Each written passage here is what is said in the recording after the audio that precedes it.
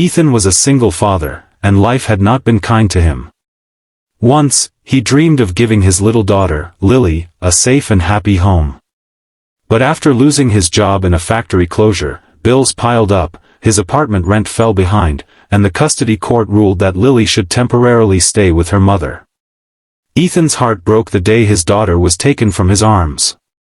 He visited whenever he could, carrying cheap little toys and warm smiles, but deep inside, he was drowning in guilt and helplessness. He wanted her back. He wanted to prove that he could be the father she deserved. But the court had been strict: get stable work, secure housing, and show consistency, then we'll reconsider. Those words haunted him every night. One Sunday afternoon, Ethan sat by the river after a long shift at a car wash. His clothes smelled of soap, his hands rough from scrubbing tires, but he didn't care. It was the only job he could get. He stared at the water, wondering how long it would take to save enough for a decent apartment. As he was lost in thought, he heard something: shouts, splashing, frantic cries. He looked up and saw a woman in the river, struggling, her hands flailing, her head going under. Without thinking, Ethan kicked off his shoes and dove in. The water was freezing, but he pushed forward. She gasped, swallowed water, went under again. Ethan reached her just in time, pulling her head above the surface, whispering, "Hold on, I've got you." With every ounce of strength, he dragged her back to the bank, collapsing on the ground beside her.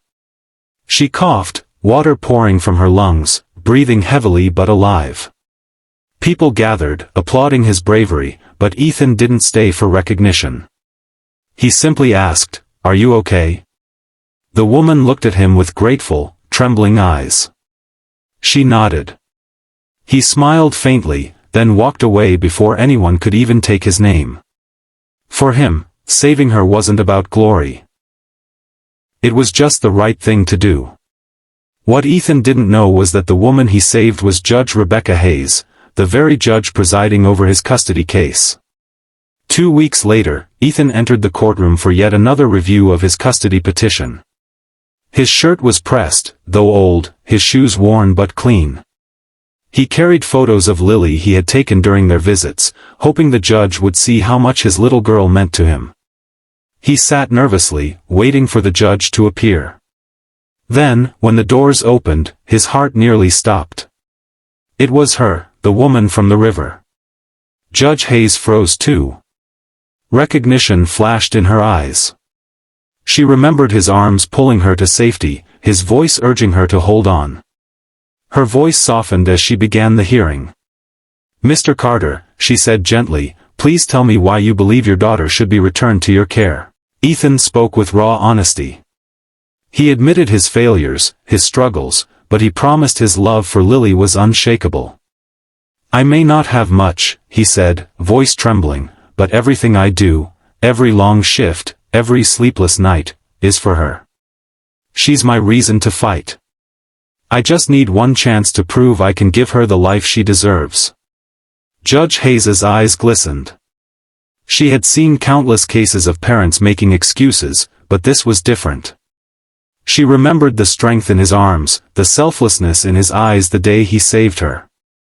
This was a man who didn't hesitate to risk his life for a stranger. How much more would he give for his own child? After a long pause, she smiled softly. "Mr. Carter, I believe in second chances. And I believe you've earned yours." The courtroom went silent.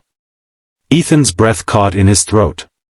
The judge continued, "The court will grant you supervised custody transitioning into full custody, provided you continue your employment and maintain stable housing. You've shown extraordinary character, and I believe your daughter deserves to see that every day." Tears streamed down Ethan's face as he whispered, "Thank you." Weeks later, Lily ran into his arms, giggling, her small hands clinging to his neck. "Daddy, we're together again," she squealed. Ethan held her tight, his heart overflowing. For the first time in years, he felt whole.